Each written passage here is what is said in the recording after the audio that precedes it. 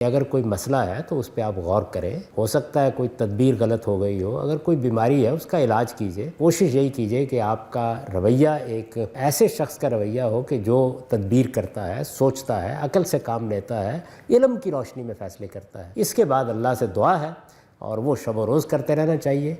और जहाँ हमारे इल्म की हद ख़त्म हो जाती है वहाँ हम अपने परवरदिगार से दरख्वास्त करते हैं और उससे उसकी पनाह मांगते हैं।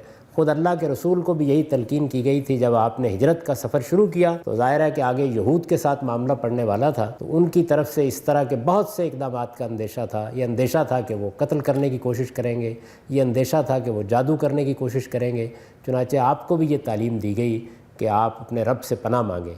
तो कुरान मजीद की आखिरी 2 सूरतें जो वो दुआएँ हैं। और अपने आप को वहम से बचाइए। वहम काले जादू से ज़्यादा बुरी चीज़ है। एक मरतबा ये आपकी शख्सियत में दाखिल हो गया, उसके बाद पूरी शख्सियत को तबाह व बर्बाद करके रख देगा।